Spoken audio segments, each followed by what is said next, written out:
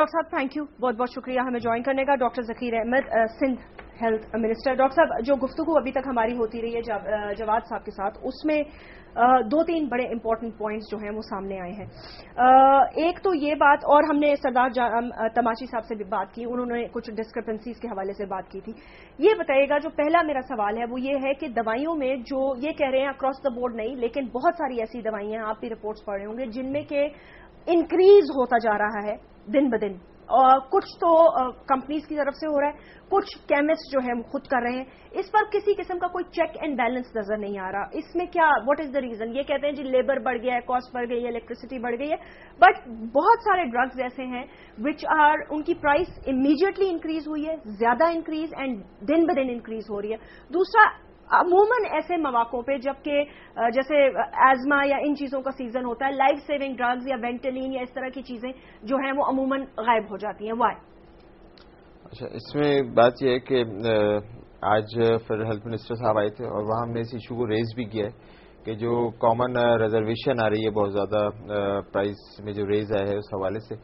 اور یہ بات جواد صاحب کی بالکل حق بجانب ہے کہ اکراس دی بورڈ اس میں تھرو آؤٹ نہیں ہوا ہے، لیکن جو ریز آیا ہے وہ پبلک گریونسز کو بہت زیادہ بڑھا گیا ہے.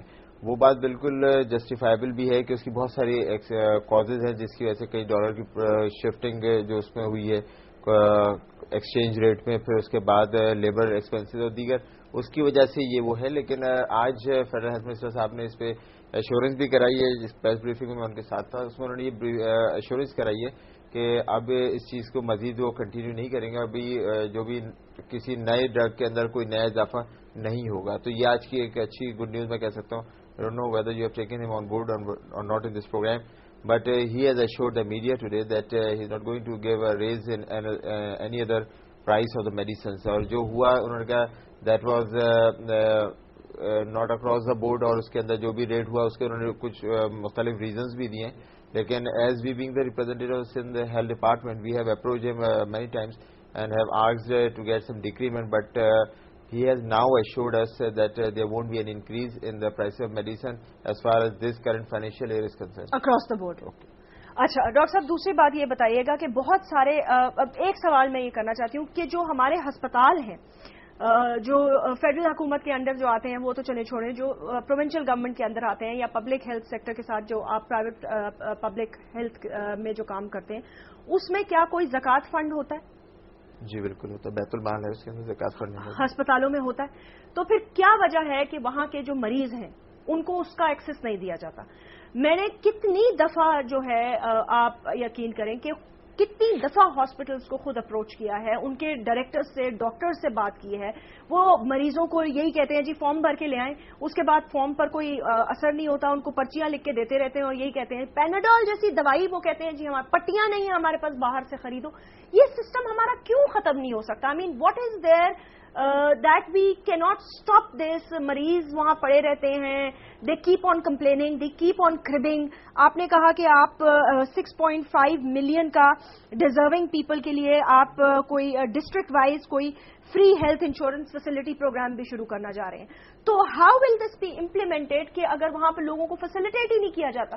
دیکھیں، میں جس میں بیسک چیز سمجھتا ہوں اس میں یہ ہے کہ بینگ ڈیولپڈ نیشن اور کنٹری، اس میں جب تک آپ جی ڈی پی کا جو بھی ایک WHO کی ریکمنڈیشن ہے، جب تک آپ اس کو فالو نہیں کریں گے کہ آپ اس کے اندر جی ڈی پی کا 4 سے 5% حصہ سوشل سیکٹر کو دیں، ہر سیکٹر کو، جب تک یہ ایشوز رہیں گے. ایک بات، کیونکہ آج ہمارا جو موجودہ بجٹ ہے وفاق کا صحت کے حوالے سے وہ 0.25% ہے، اور میں اسے شد و مت سے اب اس کو ریز کر رہا ہوں کہ ایٹ لیسٹ ہم 4 اور 5 پہ نہ جائیں، ہم کم از کم 1 سے 2% پہ چلے جائیں. تو جب تک، ایک تو یہ بات ہے سب سے مین کاز میں اس کو سمجھتا ہوں. دوسری بات کہ جو آپ نے کی کہ اس کے اندر مائکرو ہیلتھ انشورنس کے حوالے سے کہ ہم 65 لاکھ روپے اس پہ رکھ رہے ہیں، تو اس کے اندر جو گریڈنگ ہے اس کو مختلف طریقہ کار اس میں وضع کیے گئے. اس میں جو ریپیوٹیڈ کمپنیز ہیں ان کو آن بورڈ کیا گیا ہے، اور اس میں ہم نے گریڈنگ کی ہے مختلف کہ جو لوگ غریب ہیں یا غربت کی لکیر سے بھی نیچے زندگی گزارتے ہیں یا متوسط طبقے سے تعلق رکھتے ہیں یا جہاں پہ ڈپینڈنٹ لوگ زیادہ ہیں اور کمانے والے کم ہیں، تو اس کی مختلف گریڈنگز ہیں تقریباً 6. تو وہ ہم نے ایک تو سسٹم رکھا ہے کہ اس کی مدد سے ہم، اور پھر NSRC سے ڈیٹا لے کے ہم اس کو کمپائل کر رہے ہیں اور اس کے تحت ہم لوگوں کو یہ ایڈ پرووائڈ کریں گے. تیسری آپ کی جو سوال تھا وہ تھا کہ زکوٰۃ میں ایکسیس نہیں ہے لوگوں کو.